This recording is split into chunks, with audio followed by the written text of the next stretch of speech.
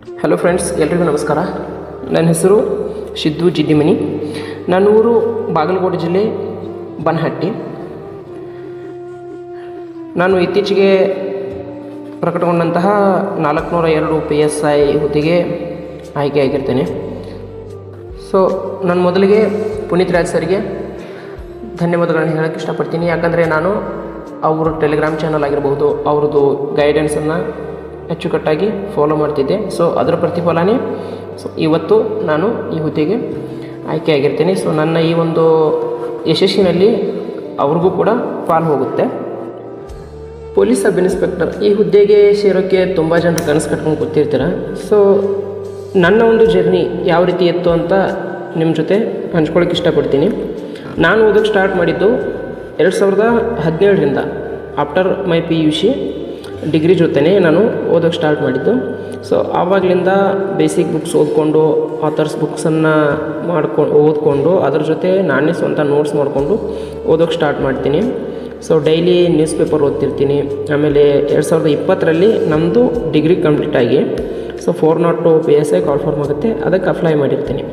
So ಈ PSI ಅಂದರೆ so complete ನಿಮ್ಗೆ ಗೊತ್ತೇ ಇರುತ್ತೆ. 2 ಎಕ್ಸಾಮು, 50 ಮಾರ್ಕ್ಸ್ಗೆ ಪೇಪರ್ 1, 150 ಮಾರ್ಕ್ಸ್ಗೆ ಪೇಪರ್ 2. ಸೊ ಎಸ್ಪೆಷಲಿ 2 ಪೇಪರ್ನ ನಾವು ಬ್ಯಾಲೆನ್ಸ್ಡಾಗಿ ತೊಗೊಂಡು ಹೋಗಬೇಕು, ಯಾವುದನ್ನು ನೆಗ್ಲೆಕ್ಟ್ ಮಾಡಬಾರ್ದು. ಓಕೆ, ಇವಾಗ ಪೇಪರ್ 1 ಅಂತ ಬಂದರೆ ಅಲ್ಲಿ ನಿಮಗೆ ಎಷ್ಟು 50 ಮಾರ್ಕ್ಸ್ ಇರುತ್ತೆ. 50 ಮಾರ್ಕ್ಸಲ್ಲಿ 20 ಮಾರ್ಕ್ಸ್ ಎಸ್ಸೆ, ಆಮೇಲೆ 20 ಮಾರ್ಕ್ಸ್ ಟ್ರಾನ್ಸ್ಲೇಷನ್ನು, ಇನ್ನೂ 10 ಮಾರ್ಕ್ಸು ಪ್ರಿಸಿ ಅಂತ ಇರುತ್ತೆ. ಇದ್ರ ಮೇಲೆ ನೀವು ತುಂಬ ಫೋಕಸ್ ಮಾಡಬೇಕಾಗುತ್ತೆ. ಇದೇನು 50 ಮಾರ್ಕ್ಸು ರಿಟರ್ನ್ ಇರುತ್ತೆ, ನಾನು ಈಸಿಯಾಗಿ ಬರೀಬೇಕು ಅನ್ಕೊತಿರಲ್ಲ, ಅದು ನಿಮ್ಮದು ತಪ್ಪು ಕಲ್ಪನೆ. ಯಾಕಂದರೆ ಸೊ ನೀವು ಇಲ್ಲಿ ಸ್ಕೋರ್ ಮಾಡಬೇಕಾಗಿರೋದು 35+ ಸ್ಕೋರ್ ಮಾಡಬೇಕು, ಸೇಫ್ ಸ್ಕೋರ್ ನಿಮಗೆ. ಯಾಕಂದರೆ ಇಲ್ಲಿ ಒಂದು ಕ್ವಶನ್ ಬರೆದ್ರೆ ನಿಮಗೆ ಮಿನಿಮಮ್ 15 ಮಾರ್ಕ್ಸ್ ಬರುತ್ತೆ.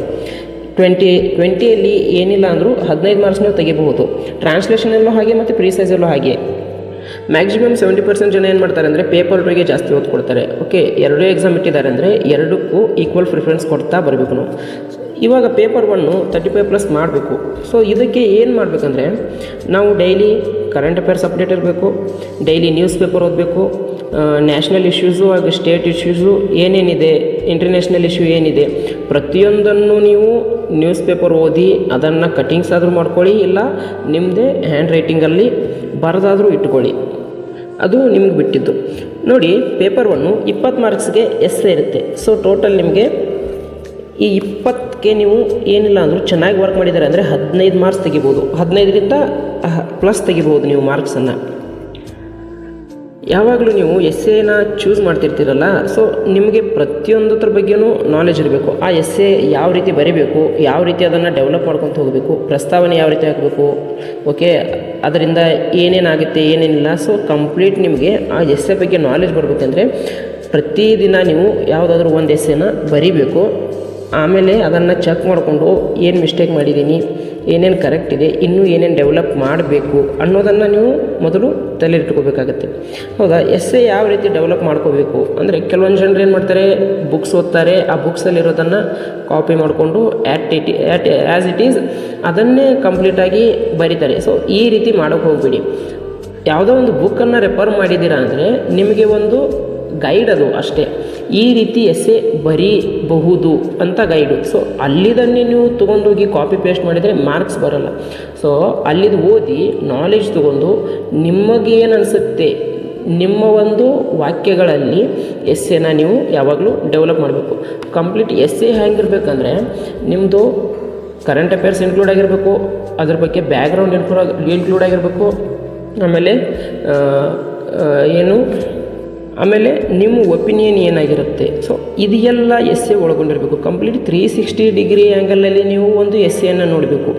ಆದಷ್ಟು ನೀವು ಎಸ್ಸೆ ಚಾಯ್ಸ್ ಮಾಡುವಾಗ ಕರೆಂಟ್ ಇವೆಂಟ್ಸಲ್ಲಿ ಯಾವುದು ಹಾಟ್ ಟಾಪಿಕ್ಸ್ ಇರುತ್ತಲ್ಲ ಆ ಎಸ್ಸೆನ ಚೂಸ್ ಮಾಡ್ಕೊಳ್ಳಿ. ಯಾಕಂದರೆ ನೀವು ಕರೆಂಟ್ ಅಫೇರ್ಸ್ ಹಾಕಿ, ಫ್ಯಾಕ್ಟ್ಸ್ ಹಾಕಿ, ಪ್ರತಿಯೊಂದನ್ನು ಹಾಕಿ ಬರೆಯೋದ್ರಿಂದ ನಿಮಗೆ ಜಾಸ್ತಿ ಮಾರ್ಕ್ಸ್ ಬರೋ ಚಾನ್ಸಸ್ ಇರುತ್ತೆ. ಸೊ ಎಸ್ಸೆ ಓದೋಕ್ಕೆ ಕಂಪಲ್ಸರಿ ನೀವೇನು ಮಾಡಬೇಕು, ಪ್ರಜಾವಾಣಿ ನ್ಯೂಸ್ ಪೇಪರ್ ಓದಿ, ಕನ್ನಡ ಮೀಡಿಯಮ್ ಅವರು, ಇಂಗ್ಲೀಷ್ ಮೀಡಿಯಮಲ್ಲಿ ಬರೆಯೋರಿದ್ದರೆ ದ ಹಿಂದೂ ನ್ಯೂಸ್ ಪೇಪರ್ ಓದಿ. ಸೊ ಅದರಲ್ಲಿ ಬರೋ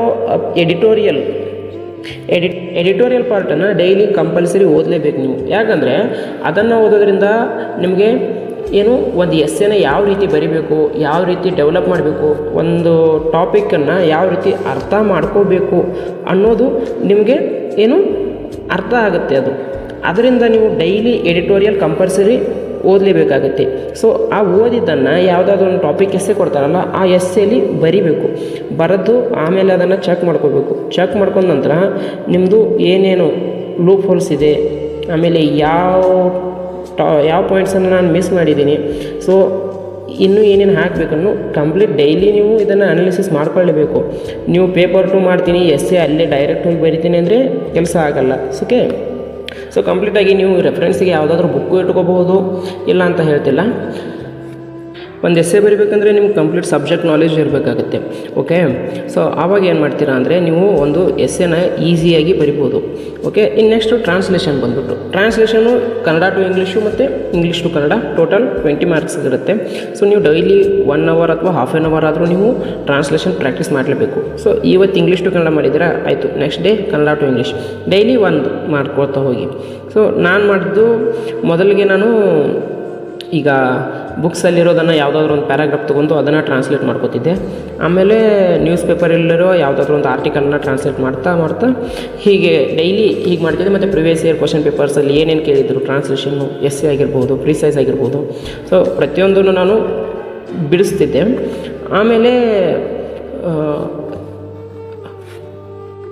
ಟ್ರಾನ್ಸ್ಲೇಷನ್ ಬಗ್ಗೆ ಹೇಳೋದಾದರೆ, ಸೊ ನೋಡಿ ನಿಮ್ಮ ಮೈಂಡಲ್ಲಿರೋದನ್ನು ಒಂದು ತೆಗೆದಾಕ್ಬಿಡಿ. Translation word to word translation ಆಗಬೇಕು. ಸೊ ಅಲ್ಲಿ ಏನು ಕೊಟ್ಟಿರ್ತಾರೋ ನಾನು ಅದನ್ನೇ ಟ್ರಾನ್ಸ್ಲೇಟ್ ಮಾಡಬೇಕು. ಸೊ ಅದನ್ನು ನೀವು ಫಸ್ಟು ಮೈಂಡಿಂದ ತೆಗೆದುಹಾಕ್ಬಿಡಿ. ಟ್ರಾನ್ಸ್ಲೇಷನ್ ಏನಂದರೆ, ಯಾವುದಾದ್ರೂ ಒಂದು ವಿಷಯದ ಬಗ್ಗೆ ಕೊಟ್ಟಿರ್ತಾರೆ ಅಂದರೆ ಸೊ ಅದನ್ನು ಓದಿ ಅರ್ಥ ಮಾಡಿಕೊಂಡು ನಿಮ್ಮದೇ ಆದಂತಹ ವರ್ಡ್ಸಲ್ಲೂ ಕೂಡ ನೀವು ಟ್ರಾನ್ಸ್ಲೇಟ್ ಮಾಡಬಹುದು ಅದನ್ನು. ಸೊ ಅರ್ಥ ಕೆಡದಂತೆ, ಸೊ ಅಲ್ಲಿ ಏನು ಕೊಟ್ಟಿದ್ದಾನಲ್ಲ ಅದನ್ನು ಅರ್ಥ ಮಾಡಿಕೊಂಡು ಅದೇ ಅರ್ಥ ಬರೋ ಹಾಗೆ ನೀವು ಟ್ರಾನ್ಸ್ಲೇಷನ್ ಮಾಡಬೇಕು. ಸೊ ಇಲ್ಲಿ ಗ್ರಾಮರ್ ಇಂಪಾರ್ಟೆಂಟ್ ಆಗುತ್ತೆ ಅಷ್ಟೇ. ಆ್ಯಸ್ ಇಟ್ ಈಸ್ ಅಲ್ಲಿ ಏನು ವರ್ಡ್ ಕೊಟ್ಟಿದ್ದಾನೆ ಅದೇ ವರ್ಡ್ಗೆ ಕನ್ನಡ ಮೀನಿಂಗ್ ಬರಬೇಕು, ಅಥವಾ ಅದೇ ವರ್ಡ್ಗೆ ಕನ್ನಡದಿಂದ ಇಂಗ್ಲೀಷ್ ಮೀನಿಂಗ್ ಬರಬೇಕು ಅಂತ ಏನಿಲ್ಲ. ಸೊ ಅವರು ನಿಮ್ಮದು ಏನು ಟೆಸ್ಟ್ ಮಾಡ್ತಿರ್ತಾರೆ ಅಂದರೆ, ಸೊ ನೀವು ಯಾವ ರೀತಿಯ ಒಂದು ಸಿಚುವೇಶನ್ನ ಅರ್ಥ ಮಾಡ್ಕೋತೀರಾ ಅನ್ನೋದನ್ನು ನಿಮ್ಗೆ ಟೆಸ್ಟ್ ಮಾಡ್ತಾರೆ ಹೊರತು ಸೊ ಬೇರೆ ಏನೂ ಇಲ್ಲ. ಇಲ್ಲಿ ಟ್ರಾನ್ಸ್ಲೇಷನ್ನು ಈಸಿ ಆಗುತ್ತೆ. ಡೈಲಿ ನೀವು ಒಂದು ಟ್ರಾನ್ಸ್ಲೇಷನ್ ಮಾಡ್ಕೊತ ಹೋಗಿ, ಟೈಮ್ ಹೆಚ್ಚು ಮಾಡಿ. ಓಕೆ, ಮ್ಯಾಕ್ಸಿಮಮ್ 15 to 20 ಮಿನಿಟ್ಸಲ್ಲಿ ನಿಮ್ಮದು ಟ್ರಾನ್ಸ್ಲೇಷನ್ ಕಂಪ್ಲೀಟ್ ಆಗಿರಬೇಕು. ಸೊ ಇವಾಗಲೇ ಎಷ್ಟು ಸಾಧ್ಯ ಆಗುತ್ತೆ ಅಷ್ಟು ಲೆಂಥಿಯಾಗಿರೋ ಮತ್ತು ಟಫ್ ಆಗಿರೋ ಟ್ರಾನ್ಸ್ಲೇಷನ್ಸನ್ನ ಮಾಡ್ಕೊತ ಹೋಗಿ. ಸೊ ಫಸ್ಟಿಗೆ ಬೇಸಿಕ್ ಇರ್ತಿರಲ್ಲ, ಸ್ವಲ್ಪ ಈಸಿಯಾಗಿ ಮಾಡಿ. ಸೊ ಒಂದು 20-30 ಡೇಸ್ ಆದಮೇಲೆ ಸೊ ಸ್ವಲ್ಪ ಅಪ್ಡೇಟ್ ಮಾಡ್ಕೊತ ಹೋಗಿ ಕಂಪ್ಲೀಟಾಗಿ. ಅದನ್ನು ಹೊಸ ವರ್ಡ್ಸ್ ಬಂದರೆ ಅದಕ್ಕೊಂದು ಸಣ್ಣದೊಂದು ಬುಕ್ ಮಾಡಿ ವೊಕ್ಯಾಬ್ಯುಲರಿ ಬರೆಯೋಕ್ಕೆ. ಸೊ ಅದ್ರ ಮೀನಿಂಗ್ ನೋಡ್ಕೊಳ್ಳಿ. ಸೊ ಯಾವಾಗಲೂ ಟ್ರಾನ್ಸ್ಲೇಷನನ್ನು ಈಸಿ ವೇಯಲ್ಲಿ ಮಾಡ್ಬೋದು, ಕಾಂಪ್ಲಿಕೇಟ್ ಮಾಡ್ಕೋಬೇಡಿ ಯಾವಾಗಲೂ. ಓಕೆ, ಅಲ್ಲಿ ಏನು ಕೊಟ್ಟಿದ್ದಾನೆ ಅದನ್ನು ಅರ್ಥ ಮಾಡ್ಕೊಳ್ಳಿ. ಅರ್ಥ ಮಾಡಿಕೊಂಡು ನಿಮಗೇನು ಅರ್ಥ ಆಗಿದೆ ಅದನ್ನು ಟ್ರಾನ್ಸ್ಲೇಷನ್ ಮಾಡೋಕ್ಕೆ ಟ್ರೈ ಮಾಡಿ. ನಾನು ಮಾಡಿದ್ದು ಇಷ್ಟೇ. ಸೊ ಅಲ್ಲಿ ಏನು ಕೊಟ್ಟಿರ್ತಾನಲ್ಲ ಆ ಸೆಂಟೆನ್ಸ್ ಆಗಿರ್ಬೋದು, ಆ ಪ್ಯಾರಾಗ್ರಾಫ್ ಆಗಿರ್ಬೋದು, ಓದಿ ಅರ್ಥ ಮಾಡಿಕೊಂಡು ಸೊ ನಮ್ಮದೇ ಭಾಷೆಯಲ್ಲಾದರೂ ಬರಿಬೋದು. ಸೊ ನೀವು ವರ್ಡ್ ಟು ವರ್ಡ್ ಟ್ರಾನ್ಸ್ಲೇಟ್ ಮಾಡೋಕ್ಕಾಗಲ್ಲ ನನ್ನ ಪ್ರಕಾರ, ನಾನು ಮಾಡಿದ್ದಿಷ್ಟೇ. ಸೊ ಅರ್ಥ ಮಾಡ್ಕೊಳ್ಳಿ ಏನು ಕೊಟ್ಟಿದ್ದಾನೆ, ನೀವೇನು ಟ್ರಾನ್ಸ್ಲೇಷನ್ ಮಾಡೋಕ್ಕೆ ಹೋಗ್ತಿದ್ದೀರಾ ಅನ್ನೋದನ್ನು ಅರ್ಥ ಮಾಡಿಕೊಂಡು ಅದರ ಪ್ರಕಾರ ಟ್ರಾನ್ಸ್ಲೇಟ್ ಮಾಡಿ.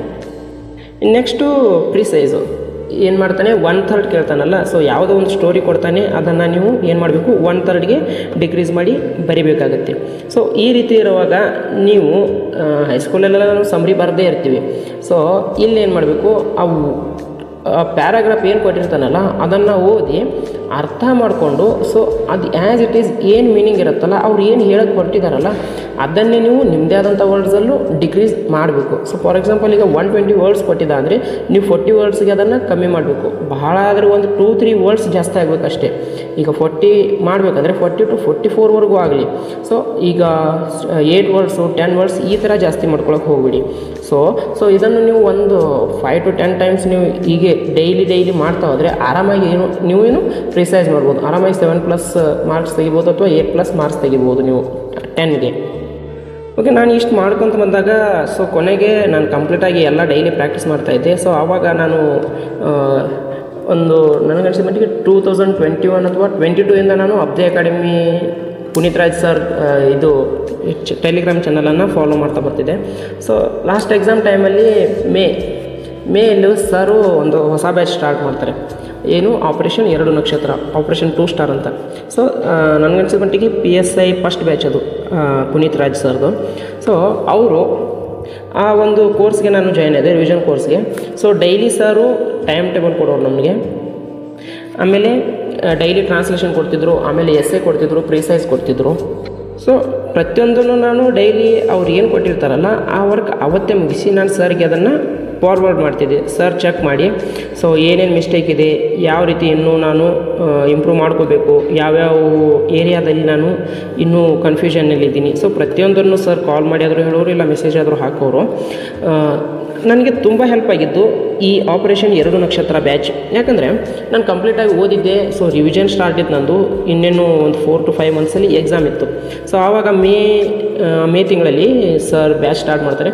ಸೊ ಡೈಲಿ ಟ್ರಾನ್ಸ್ಲೇಷನ್ ಕಳಿಸ್ತಿದ್ರು, ನಾನು ಟೈಮ್ ಹಚ್ಚಿ ಬರಿತಿದ್ದೆ, ಬರೋದು ಅದನ್ನು ಫೋಟೋ ಮಾಡಿ ವಾಟ್ಸಪ್ಗೆ ಫಾರ್ವರ್ಡ್ ಮಾಡ್ತಿದ್ದೆ ಸರ್ಗೆ, ಆಮೇಲೆ ಎಸ್ಸೆ ಬರಿತಿದ್ದೆ, ಕಳಿಸ್ತಿದ್ದೆ.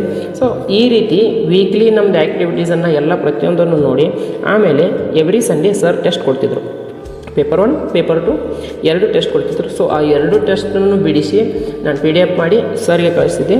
ಸರ್ ಚೆಕ್ ಮಾಡಿ ಪ್ರತಿಯೊಂದನ್ನು ಏನೇನು ಮಾಡಬೇಕು, ಏನೇನಿಲ್ಲ, ಯಾವ ರೀತಿ ಓದಬೇಕು, ಎಸ್ಸೆನ ಯಾವ ರೀತಿ ಡೆವಲಪ್ ಮಾಡಬೇಕು, ಟ್ರಾನ್ಸ್ಲೇಷನ್ ಯಾವ ರೀತಿ ಬರೀಬೇಕು, ಎಲ್ಲೆಲ್ಲಿ ಮಿಸ್ಟೇಕ್ ಆಗಿದೆ ಸರ್ ಪ್ರತಿಯೊಂದನ್ನು ತಿಳಿಸಿ ಏನೇನು ಆಗ್ತಿದೆ, ಏನೇನಿಲ್ಲ ಪ್ರತಿಯೊಂದನ್ನು ಹೇಳಿದ್ದಾರೆ. ಸೊ ತುಂಬ ಹೆಲ್ಪ್ ಆಗಿದೆ ಸರಿಂದನು. ಸೊ ಈ ಬ್ಯಾಚ್ಗೆ ಸೇರಿಕೊಂಡಿದ್ದು ಆ್ಯಕ್ಚುಲಿ ನನಗೆ ರಿವಿಷನ್ಗೆ ತುಂಬ ಹೆಲ್ಪ್ ಆಯಿತು. ಸೊ ಇಷ್ಟು ದಿನ ಏನು ಮಾಡಿದ್ದೆನ, ಸೊ ಅದನ್ನು ಸರ್ ಟೈಮ್ ಟೇಬಲ್ ಮುಖಾಂತರ ಕಂಪ್ಲೀಟಾಗಿ ಡೈಲಿ ಯಾವುದನ್ನು ಬಿಡದೆ ಚಾಚು ತಪ್ಪದೆ ನಾನು ರಿವಿಷನ್ ಮಾಡ್ತಿದ್ದೆ. ಹೇಳಬೇಕಂದ್ರೆ ಸರ್ ಹೇಳ್ಕೊಟ್ಟ ಮೆಥಡಿಂದ ನನಗೆ ಎಸ್ಸೆ ಆಗಿರ್ಬೋದು, ಟ್ರಾನ್ಸ್ಲೇಷನ್ ಆಗಿರ್ಬೋದು, ಪ್ರಿಸೈಸ್ ಆಗಿರ್ಬೋದು, ಸೊ ಇನ್ನೂ ತುಂಬ ಈಸಿ ಆಗ್ತಾ ಹೋಯ್ತು ನನಗೆ. ಸೊ ಡೈಲಿ ಒಂದು ದಿನನೂ ಮಿಸ್ ಮಾಡಿದೆ. ನಾನು ಮಿನಿಮಮ್ ಟೈಮಲ್ಲಿ 15 to 20 ಮಿನಿಟ್ಸಲ್ಲಿ ಒಂದು ಟ್ರಾನ್ಸ್ಲೇಷನ್ ಮುಗಿಸ್ತಿದ್ದೆ. ಓಕೆ, ಸೊ ನೀವು ಟ್ರಾನ್ಸ್ಲೇಷನ್ ಮಾಡುವಾಗ ಟೈಮ್ ತುಂಬ ಮ್ಯಾಟ್ರ್ ಆಗುತ್ತೆ. ಓಕೆ, 1 hour 30 minutesಲ್ಲಿ ನೀವು ಎಸ್ಸೆ ಬರೀಬೇಕು, ಟ್ರಾನ್ಸ್ಲೇಷನ್ ಬರೀಬೇಕು ಮತ್ತು ಪ್ರಿಸೈಸ್ ಬರೀಬೇಕಾಗುತ್ತೆ. ಸೊ ಇವಾಗಲೇ ನೀವು ಪ್ರಾಕ್ಟೀಸ್ ಮಾಡ್ತಾ ಹೋದರೆ ನಿಮಗೆ ಎಕ್ಸಾಮಲ್ಲಿ ತೊಂದರೆ ಆಗಲ್ಲ. ಅಕಸ್ಮಾತ್ ನೀವು ಇಲ್ಲ ನಾನು ಓದ್ಕೊತೀನಿ, ನಾನೇನು ಬರುತ್ತೆ ತೆಗಿಯಲ್ಲ, ಅಲ್ಲೇ ಎಕ್ಸಾಮಲ್ಲೇ ಬರಿತೀನಿ ಅಂದರೆ ನಿಮ್ಗೆ ಟೈಮ್ ಮ್ಯಾನೇಜ್ಮೆಂಟ್ ಕಷ್ಟ ಆಗುತ್ತೆ. ಸೊ ಇವಾಗ ಏನು ಮಾಡ್ತಿದ್ದೀರಾ, ಇದನ್ನೇ ಪ್ರಾಪರಾಗಿ ಮಾಡಿ, ಒಂದಿನೂ ಬಿಡದೆ ಪ್ರಾಪರಾಗಿ ಟೈಮ್ ಹಾಕ್ಕೊಂಡು ಪ್ರತಿಯೊಂದನ್ನು ಓದಿದ ಮೇಲೆ ಬರೀ ತೆಗೆಯೋದ್ರಿಂದ ನಿಮ್ಮದು ಹ್ಯಾಂಡ್ ರೈಟಿಂಗು ಇಂಪ್ರೂವ್ ಆಗಬೇಕು. ಸೊ KE ಅವ್ರ ಎಕ್ಸಾಮ್ ನಡೆಸೋದ್ರಿಂದ ಅವರು ಮ್ಯಾಟರ್ನು ನೋಡ್ತಾರೆ ಮತ್ತು ಹ್ಯಾಂಡ್ ರೈಟಿಂಗನ್ನು ನೋಡ್ತಾರೆ. ಓಕೆ, ಸೊ ಸಾಧ್ಯ ಆದಷ್ಟು ಹ್ಯಾಂಡ್ ರೈಟಿಂಗನ್ನು ಚೆನ್ನಾಗಿ ಇಂಪ್ರೂವ್ ಮಾಡ್ಕೊಳ್ಳಿ. ಬರೆಯೋದ್ರಿಂದ ನೀವು ನಿಮಗೆ ನಾಲೆಜು ಜಾಸ್ತಿ ಆಗೈತೆ, ಕಾನ್ಸಂಟ್ರೇಷನು ಜಾಸ್ತಿ ಆಗೈತೆ ಆ ಟಾಪಿಕ್ ಮೇಲೆ. ಸೊ ಮ್ಯಾಕ್ಸಿಮಮ್ ನೀವು ಟ್ರಾನ್ಸ್ಲೇಷನ್ಗೆ 30 to 35 minutes it is enough. ಇಷ್ಟರಲ್ಲಿ ನಿಮ್ಮದು ಟ್ರಾನ್ಸ್ಲೇಷನ್ ಮುಗಿಬೇಕು. ಆಮೇಲೆ 30 to 35 minutes ಎಸ್ಸೆ, ಆಮೇಲೆ ಇನ್ನು ಮಿಕ್ಕಿದ 20 to 15 minutes ಏನಿದೆಯಲ್ಲ, ಸೊ ಅದರಲ್ಲಿ ನೀವು ಪ್ರಿಸೈಸ್ ಮುಗಿಬೇಕು. ಸೊ ಕಂಪ್ಲೀಟ್ 1 hour 30 minutesಲ್ಲಿ ನೀವು ಇಷ್ಟೆಲ್ಲ ಕವರ್ ಮಾಡ್ಕೊಳ್ಳೇಬೇಕು. ಓಕೆ, ನೀವು ಫಸ್ಟ್ ಎಸ್ಸೆ ಬರೀತೀರಾ, ಟ್ರಾನ್ಸ್ಲೇಷನ್ ಬರೀತೀರಾ ಅಥವಾ ಪ್ರಿಸೈ ಬರೀತೀರಾ, ಅದು ನಿಮಗೆ ಬಿಟ್ಟಿದ್ದು. ಸೊ ಮೊದಲಿಗೆ ಕ್ವಶನ್ ಪೇಪರ್ ಕೊಟ್ಟ ತಕ್ಷಣ ಸೊ ಒಂದು 5 ನಿಮಿಷ ನೀವು ಮೈಂಡ್ ಮ್ಯಾಪ್ ಹಾಕ್ಕೊಳ್ಳಿ. ಸೊ ನಾನು ಯಾವ್ದು ಬರಿಬಹುದು, ಯಾವುದಿಲ್ಲ ಅಂತ. ಓಕೆ, ನೀವು ಆ್ಯಕ್ಚುಲಿ ಹೇಳ್ಬೇಕಂದ್ರೆ ಪುನೀತ್ ಸರ್ ಏನು ಕೊಡ್ತಾರಲ್ಲ ಅದನ್ನು ನೀವು ಡೈಲಿ ಕಂಟಿನ್ಯೂಸ್ ಆಗಿ ಯಾರು ಫಾಲೋ ಮಾಡ್ತೀರಾ 100% ನೀವು ಸಕ್ಸಸ್ ಆಗೇ ಆಗ್ತೀರಾ. ಸೊ ಈ ನೆಕ್ಸ್ಟ್ ಕಾಲ್ಫಾರ್ಮ್ ಆಗೋ PSIಯಲ್ಲಿ ನೀವು ಆರಾಮಾಗಿ 35+ ಸ್ಕೋರ್ ಮಾಡ್ಕೋಬಹುದು. ಇನ್ನು ಸೆಕೆಂಡ್ ಪೇಪರ್ಗೆ ಬಂದರೆ, ಸೊ ನಾನು ಕಂಪ್ಲೀಟ್ ಎಲ್ಲ ಓದಿದ್ದೆ, ಎಲ್ಲ ಕ್ಲಾಸಸ್ ಎಲ್ಲ ಕೇಳಿಕೊಂಡು ಆಮೇಲೆ ನೋಟ್ಸ್ ಎಲ್ಲ ಮಾಡಿಕೊಂಡು ರಿವಿಷನ್ ಮಾಡ್ತಾಯಿದ್ದೆ. ಸೊ ನಾನು 2021-22ರಿಂದ ನಾನು ಪುನೀತ್ ಸರ್ ಟೆಲಿಗ್ರಾಮ್ ಚಾನಲನ್ನು ನಾನು ಫಾಲೋ ಮಾಡ್ತಿದ್ದೆ. ಸೊ ಅವರು ಡೈಲಿ ಕ್ವಿಜಸ್ ಹಾಕ್ತಿದ್ರು, 10 marks 20 marks 30 marks daily quizzes ಆಗಿರ್ಬೋದು, ಮತ್ತು MCQs ಮತ್ತು ವೀಕ್ಲಿ ಪ್ರೀ ಟೆಸ್ಟ್ ಕೊಡ್ತಿದ್ರು ಸರ್ PC ಗೆ ಅಂತ. ಸೊ ಅವನ್ನು ನಾನು ಡೈಲಿ ಹಾರ್ಡ್ ಕಾಪಿ ತಗೊಂಡು ಬಂದು ಡೈಲಿ ನಾನು ಬಿಡಿಸ್ತಿದ್ದೆ, ನಾನು ಚೆಕ್ ಮಾಡ್ಕೋತಿದ್ದೆ. ಚೆಕ್ ಮಾಡಿಕೊಂಡು ಏನೇನು ಮಿಸ್ಟೇಕ್ಸ್ ಇದೆ, ಯಾವ ಸಬ್ಜೆಕ್ಟ್ ವೀಕ್ ಇದ್ದೀನಿ, ಯಾವ ಸಬ್ಜೆಕ್ಟ್ ಸ್ಟ್ರಾಂಗ್ ಇದ್ದೀನಿ, ಸೊ ನೋಡಿ ಅಲ್ಲಿಂದ ನಾನು ರಿವಿಷನ್ ಸ್ಟಾರ್ಟ್ ಮಾಡಿದ್ದು. ಆಮೇಲೆ ಸರ್ ಆಪರೇಷನ್ 2 ನಕ್ಷತ್ರ ಬ್ಯಾಚ್ ಸ್ಟಾರ್ಟ್ ಮಾಡಿದ್ರಲ್ಲ, ಸೊ ಆವಾಗ ಏನು ಮಾಡಿದರು, ಡೈಲಿ ಟೈಮ್ ಟೇಬಲ್ ಕೊಡ್ತಿದ್ರು ನಮಗೆ. ಈ ಸಬ್ಜೆಕ್ಟ್ ಇಷ್ಟು ಚಾಪ್ಟರ್ ಓದಬೇಕು. ಸೊ ಕಂಪ್ಲೀಟು ಮೇಯಿಂದ ಸ್ಟಾರ್ಟ್ ಆಗಿದ್ದು. ಸೊ ಮಿನಿಮಮ್ ನಮಗೆ 3 to 4 times ಸರ್ ಎಲ್ಲ ಸಬ್ಜೆಕ್ಟನ್ನು ರಿವಿಷನ್ ಮಾಡಿಸಿದ್ರು with paper 1 study. Okay, sir ಏನು ಹೇಳ್ತಾರಲ್ಲ, ಸರ್ ಕಂಪ್ಲೀಟಾಗಿ ಅದನ್ನು ಫಾಲೋ ಮಾಡಿ. ಸರ್ ಹೇಳಿದ್ದನ್ನು ನೀವು ಫಾಲೋ ಆದಮೇಲೆ ಮತ್ತೆ ನಿಮಗೆ ಟೈಮ್ ಬೇಕಿದ್ರೆ ನೀವು ಯಾವ ಸಬ್ಜೆಕ್ಟಲ್ಲಿ ವೀಕ್ ಇರ್ತೀರಾ, ಆಮೇಲೆ ಯಾವ ಟಾಪಿಕ್ಸ್ ನಿಮಗೆ ಕನ್ಫ್ಯೂಷನ್ ಆಗಿತ್ತಿರುತ್ತೆ, ಕರೆಂಟ್ ಅಫೇರ್ಸ್ ಕವರ್ ಮಾಡ್ಕೊಳ್ಳೋದು. ಸೊ ಇದನ್ನೆಲ್ಲ ನೀವು ಎಕ್ಸ್ಟ್ರಾ ವರ್ಕ್ ಮಾಡಲೇಬೇಕು. ಓಕೆ, ಆಮೇಲೆ ವೀಕ್ಲಿ ಏನು 6 ದಿನ ಸರ್ ವರ್ಕ್ ಕೊಟ್ಟು ಸಂಡೇ ಏನು ನಿಮಗೆ ಟೆಸ್ಟ್ ಕೊಡ್ತಾರಲ್ಲ, ಪ್ರತಿಯೊಂದು ಟೆಸ್ಟನ್ನು ಟೈಮ್ ಹಾಕ್ಕೊಂಡು ಬರೀರಿ, ಬರೆದು ಸರ್ಗೆ ಕಳಿಸಿ, ಚೆಕ್ ಮಾಡಿಕೊಂಡು ಎಷ್ಟು ಸ್ಕೋರ್ ಆಗುತ್ತೆ ಅಂತ. ಆಮೇಲೆ ನಿಮ್ಗೆ ಏನಾದರೂ ಡೌಟ್ಸ್ ಇದ್ದರೆ ಸರ್ಗೆ ಕಾಲ್ ಮಾಡಿ ಕೇಳಿ, ಸರ್ ನಾನು ಈ ಥರ ಆಗ್ತಿದೆ, ಏನು ಮಾಡಬೇಕು ಸರ್, ಈ ಸಬ್ಜೆಕ್ಟಲ್ಲಿ ನನಗೆ ಏನೂ ಕನ್ಫ್ಯೂಷನ್ಸ್ ಆಗ್ತಿದೆ, ಯಾವ ಥರ ಓದಬೇಕು. ನೋಡಿ ಇಷ್ಟೇ. ನೀವು ಯಾವಾಗ ನೀವು ಕ್ವಶನ್ ಪೇಪರ್ ಬಿಡಿಸಿ ಕ್ವಶನ್ ಪೇಪರ್ ಕೂತ್ಕೊಂಡು ಅನಾಲಿಸಿಸ್ ಮಾಡ್ತೀರಲ್ಲ, ಆವಾಗೇ ನಿಮ್ಮದು ಲೂಪ್ ಹೋಲ್ಸ್ ಏನು, ಸ್ಟ್ರೆಂತ್ ಏನು, ವೀಕ್ನೆಸ್ ಏನು ಗೊತ್ತಾಗೋದು. ಓಕೆ, ಅದಕ್ಕೆ ವೀಕ್ಲಿ ಟೆಸ್ಟ್ ಬಿಡಿಸಬೇಕು. ಓಕೆ, ರಿವಿಷನ್ ಟೈಮಲ್ಲಿ ಡೈಲಿ 1 ಅಥವಾ 2 ಟೆಸ್ಟ್ ಬಿಡಿಸಲೇಬೇಕು ನೀವು. ಓಕೆ, ನಾನು ಮಾಡಿದ್ದಿಷ್ಟೇ. ಸರ್ ಏನು ಹೇಳ್ತಿದ್ದಾರಲ್ಲ ಅದನ್ನು ಕಂಪ್ಲೀಟ್ ಫಾಲೋ ಮಾಡ್ತಿದ್ದೆ, ಅದನ್ನು ರಿವಿಷನ್ ಮಾಡ್ತಿದ್ದೆ, ಅದನ್ನು ಮತ್ತೆ ಅನಾಲಿಸಿಸ್ ಮಾಡ್ಕೋತಿದ್ದೆ. ಇಷ್ಟೇ ನಾನು ಮಾಡಿದ್ದು. ಲಾಸ್ಟ್ಗೆ ಬಂದು ನಾನು ಜಾಸ್ತಿ ಸಬ್ಜೆಕ್ಟು ರಿವಿಷನ್ ಮಾಡ್ಕೊತ ಹೋಗ್ತಿದ್ದೆ. ಸೊ ಯಾವಾಗ ಥಿಂಗ್ಸನ್ನು ಯಾವಾಗಲೂ ಕಾಂಪ್ಲಿಕೇಟ್ ಮಾಡ್ಕೊಳಕ್ಕೆ ಹೋಗ್ಬೇಡಿ, ಸಿಂಪಲ್ಲಾಗಿ ಇಟ್ಕೊಳ್ಳಿ. ಏನು ಓದ್ತಿದ್ದೀರಾ, ನೀವು ಏನು ವರ್ಕ್ ಮಾಡ್ತಿದ್ದೀರಾ ಅನ್ನೋದ್ರ ಬಗ್ಗೆ ಗೊತ್ತಿರಲಿ. ಓಕೆ, ಸೊ ನಾನು ಓದ್ತೀನಿ ಅಂತ 12 ಗಂಟೆ 14 ಗಂಟೆ 15 ಗಂಟೆ ಓದೋದಲ್ಲ. ಸೊ ನೀವು 8 ಗಂಟೆ ಅಷ್ಟೇ ಓದಿ. ಸೊ ಏನು ಓದಿದ್ದೀರಾ ಅದನ್ನು ಕಂಪ್ಲೀಟಾಗಿ ಅರ್ಥ ಮಾಡ್ಕೊಳ್ಳೋಕೆ ಟ್ರೈ ಮಾಡಿ. ಓಕೆ, ಕ್ವಶನ್ ಪೇಪರು ಸೊ ಮೊದಲಿನ ಥರ 1 ಲೈನರ್ ಬರಲ್ಲ. ಆದಷ್ಟು ನಿಮಗೆ ಸಬ್ಜೆಕ್ಟ್ ಮೇಲೆ ಗ್ರಿಪ್ ಇರಲಿ, ಕಾನ್ಸೆಪ್ಚುವಲ್ ನಾಲೆಜ್ ಇರಲಿ, ಮತ್ತು ಏನು ಕ್ವಶನ್ ಪೇಪರ್ ಯಾವ ಥರ ಬಂದ್ರೂ ಹ್ಯಾಂಡಲ್ ಮಾಡ್ತೀನಿ, ನಾನು ಅದನ್ನು ಕ್ರ್ಯಾಕ್ ಮಾಡ್ತೀನಿ ಅನ್ನೋದು ಸೆಲ್ಫ್ ಬಿಲೀಫ್, ಅಂದರೆ ನಿಮ್ಮ ಮೇಲೆ ನಿಮಗೆ ನಂಬಿಕೆ ಇರಲಿ. ಓಕೆ, ಸೊ ಇನ್ ಡೆಪ್ತಾಗಿ ಸ್ಟಡಿ ಮಾಡಿ, ಕರೆಂಟ್ ಅಫೇರ್ಸ್ ಲಿಂಕ್ ಮಾಡ್ಕೊಂಡು ಸ್ಟಡಿ ಮಾಡಿ, 2 ಪೇಪರನ್ನು ಬ್ಯಾಲೆನ್ಸ್ ಮಾಡ್ಕೊಳ್ಳಿ. ನಾನು ಮತ್ತೆ ಹೇಳ್ತಿದ್ದೀನಿ, 2 ಪೇಪರ್ ಬ್ಯಾಲೆನ್ಸ್ ಮಾಡ್ಕೊಳ್ಳಿ. ಪೇಪರ್ 1 ಪೇಪರ್ 2 ಈಕ್ವಲಿ ಪ್ಯಾರಲಲ್ಲಾಗಿ ಸ್ಟಡಿ ಮಾಡಬೇಕು, ಯಾವುದನ್ನು ನೆಗ್ಲೆಕ್ಟ್ ಮಾಡಬೇಡಿ. ಓಕೆ, ನಾನು ಡೈಲಿ ಕಂಪ್ಲೀಟಾಗಿ ನಾನು ವರ್ಕ್ ಮಾಡಿದ್ದೀನಿ ಅಂತಲೇ ನನಗೆ ಏನು ಪೇಪರ್ 1ಅಲ್ಲಿ 37 ಮಾರ್ಕ್ಸ್ ಬಂದಿದೆ ನನಗೆ. ಓಕೆ, ಒಂದೊಂದು ಟೈಮು ನಿಮಗೆ ಪೇಪರ್ 2 ಒಂದು 2-3 ಮಾರ್ಕ್ಸ್ ಕಮ್ಮಿ ಬಿದ್ದರೂ ನೀವು ಪೇಪರ್ 1ಅಲ್ಲಿ ಆ ಮಾರ್ಕ್ಸ್ ನಿಮಗೆ ಕವರ್ ಆಗಿರುತ್ತೆ, ಚೆನ್ನಾಗಿ ವರ್ಕ್ ಮಾಡಿದರೆ. ಓಕೆ, ನಾನು ಮಾಡಿದಿಷ್ಟೇ. ಮತ್ತು ಏನಾದರೂ ಹೇಳೋದಿದ್ರೆ ನಾನು ಆಡಿಯೋ ಮಾಡಿ ಸರ್ಗೆ ಕಳಿಸ್ತೀನಿ. ಪ್ರತಿಯೊಬ್ಬರಿಗೂ ಆಲ್ ದ ಬೆಸ್ಟ್. ಸರ್ ಏನು ಹೇಳ್ತಾರಲ್ಲ ಅದನ್ನು ಕಂಪ್ಲೀಟಾಗಿ ಡೈಲಿ ಫಾಲೋ ಅಪ್ ಮಾಡ್ಕೊಳ್ಳಿ. ಸೊ ಬೇಜಾನ್ ಟೈಮ್ ಇದೆ, ಈ ಟೈಮನ್ನು ಯುಟಿಲೈಸ್ ಮಾಡ್ಕೊಳ್ಳಿ. ಸೊ ಯಾವುದೇ ರೀತಿಯಾದಂತಹ ಟೈಮ್ ವೇಸ್ಟ್ ಮಾಡೋಕ್ಕೆ ಹೋಗಬೇಡಿ, ಪ್ರೆಷರ್ ಹಾಕೋಬೇಡಿ, ನಿಮ್ಮ ಮೇಲೆ ನಿಮಗೆ ಪ್ರೆಷರ್ ಹಾಕೋಬೇಡಿ. ಆರಾಮಾಗಿ ಏನು ಮಾಡ್ತಿದ್ದೀರಲ್ಲ ವರ್ಕು ಅದನ್ನು ಕಂಪ್ಲೀಟಾಗಿ ಮಾಡಿ. ಓಕೆ, ಎಲ್ರಿಗೂ ಆಲ್ ದ ಬೆಸ್ಟ್, ಒಳ್ಳೆಯದಾಗಲಿ. Thank you.